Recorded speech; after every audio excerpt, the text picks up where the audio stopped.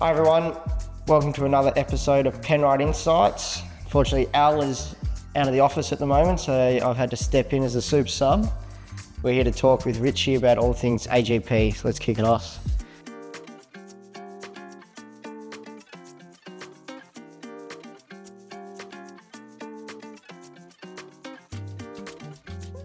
So Richie, how was the weekend? Let's talk through qualifying on the Thursday. Obviously Thursday was a very compact day. We had a lot going on. So yeah, talk us through how the qualifying session was.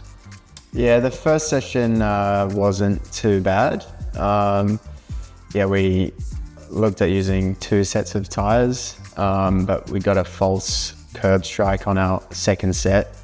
So we were looking like we were on for a decent start to the weekend, but then the second session we didn't really make the step forward that we would have liked. So yeah, a little bit frustrating.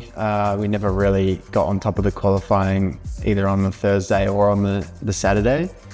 And yeah, with the format at the AGP, it really is just a qualifying weekend. So that was pretty disappointing weekend really. We just didn't manage to get on top of it and made the races very difficult. But I don't like to make excuses, but when you're not at the front, you kind of have no choice but to come up with some. So yeah, we've sort of looked into it and then know where we can improve, and we'll just continue to work on that.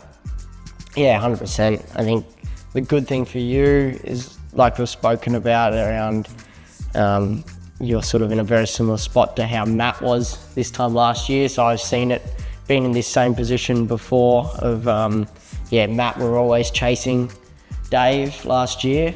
And now this year you've got like a really good person to look at and reference to. So it'll be no time at all and he'll be well and truly up the front, I'm sure. Yep. So started P8 for the first race on Thursday. Obviously we'd had all the practices and qualies and we've been building up to the race in the evening pretty much. So talk us through that race. Yeah, so we sort of settled into the race with a solid rhythm, but then just didn't quite have the speed that I needed. And then got dive bombed by someone behind and just ended up being freight trained by 5 cars. So I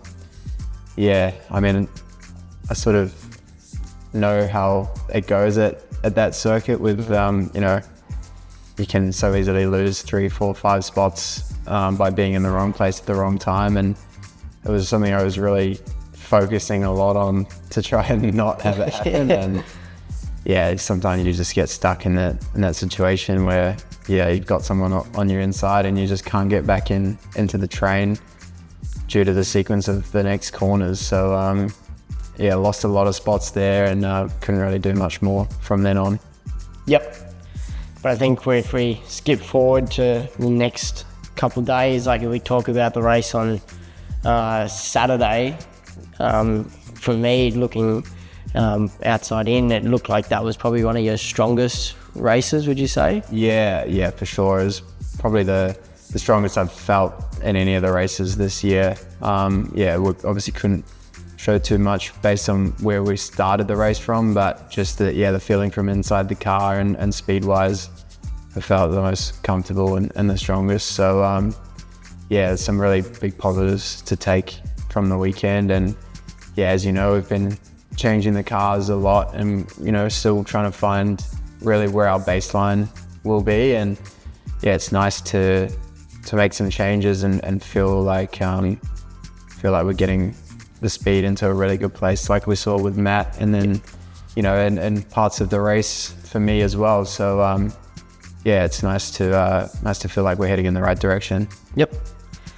And then if we then keep rolling on to Sunday, I think like Matt, speaking to him, he felt like the car wasn't quite as good as Saturday.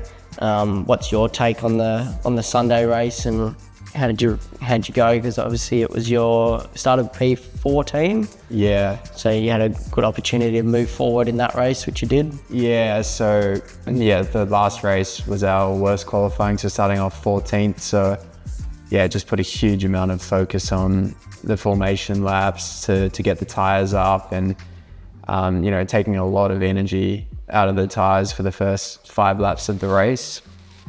Just because you have no option when you're so far down. You're trying to make up 10 spots, whereas when you start in the top 3, you don't have to go anywhere. You're just trying to stay in your position, and you can manage the energy in the tires. But when you're starting off 14th, you've just got to take the energy out to move forward. Give yourself plenty to fight with those opening laps. Yeah, exactly. And then we've sort of made up a few spots, but then you just run out of tire, and then you're just trying to survive till the end, and picked up a few more spots from other cars. But it's sort of I feel like we did the most that we could from where we qualified. Yep. Thanks everyone for tuning into this episode of Penrite Insights. Next episode we'll be talking about Taupo.